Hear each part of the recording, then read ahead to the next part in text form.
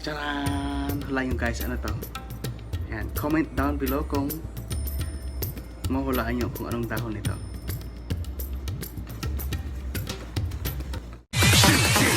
Didn't even get to cross. Yo! Hello po sa inyong lahat. Magandang araw po sa inyong lahat. Once again, this is Lakay Sigap. At kung first time nyo po makadalaw sa aking channel, yan, don't forget to subscribe and i-click na rin po ang notification bell para ma-notify ko kayo sa aking mga susunod pang mga videos. So in this video guys, ay tuturuan ko kayong magluto ng paksiw na saluyot. Yes, ayan.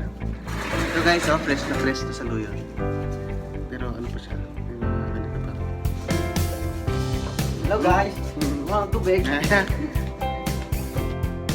So ito guys yung fresh na saluyot. Ayan. Actually guys dito sa Saudi ay meron silang farm na ganito. Kaya meron silang mga tanim na saluyot, mga gulay-gulay. Actually ito binili ko dyan sa malapit na park sa amin. Kasi meron dyang mosque na malaki.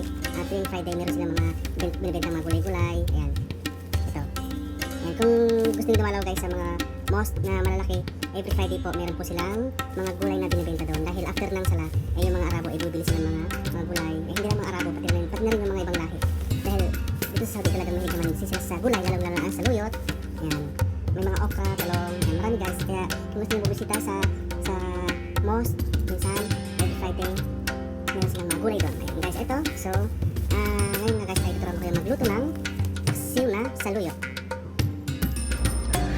Hello! So ito na nga guys, ayan, malapit na matapos ang ating paglinis sa saluyot. So ganito nyo lang guys, pag linisan nyo ang saluyot, ayan, isa-isa nyo lang tanggalin yung mga dahon. See? Ayan. Medyo ano lang yung paglinis ng dahon, pagtanggal ng dahon, ayan, isa-isa lang, medyo mabusisi lang siya. Huwag nyo isama yung mga guys ha, yung tangkay.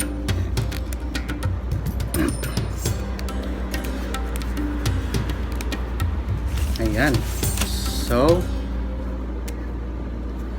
ito na guys. See? So yun na nga guys, at mamaya ay magluluto tayo ng paksiw. So abangan nyo ako hanggang huli. Sana ay may matutunan kayo sa video ito, ang how to cook paksiw na saluyot. So ito na guys yung saluyot, yung dami na. So after yung matanggal yung mga niya, yung kanyang puno, so dahon na lang yung tatanggalin. Ayan. At next is hugasan natin ito. Hugasan nyo na mabuti guys dahil meron itong mga mga alikabok. So dapat mahugasan ng mabuti.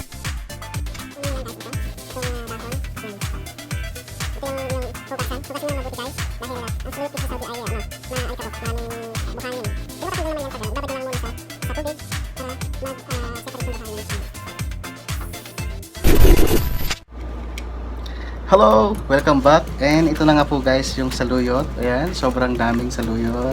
Woo! Ayan, ang dami, no? Actually guys, parang marami na ito, pero pag naluto ito, parang konti na lang siya. Marami lang siyang tignan, pero pag naluto, wala na. Konti na lang.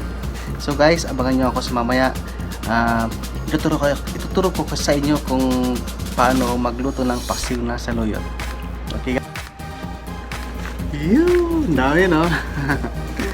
Ito na guys, ang dami, no?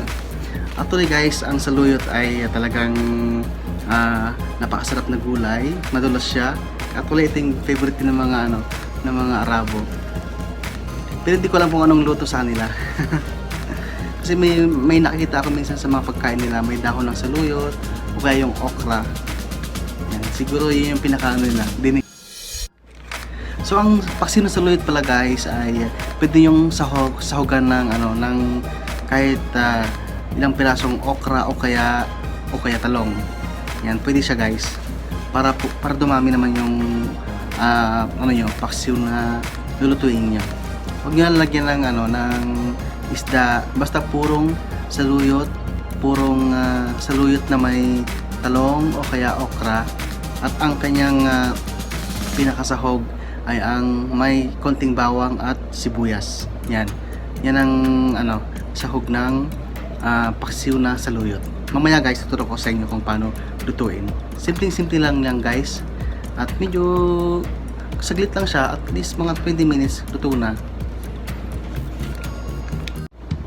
So, yun na nga guys. At ngayon po ay sisimulan natin magluto ng paksiw na saluyot. Sana ay samahan nyo ko hanggang sa huli. At syempre, huwag nyo kalimutan mag-subscribe sa aking channel. Don't forget to subscribe and click that notification bell para ma-notify ko kayo sa aking mga susunod pang mga videos. Okay guys, tara, let's do the cooking in 3, 2, 1.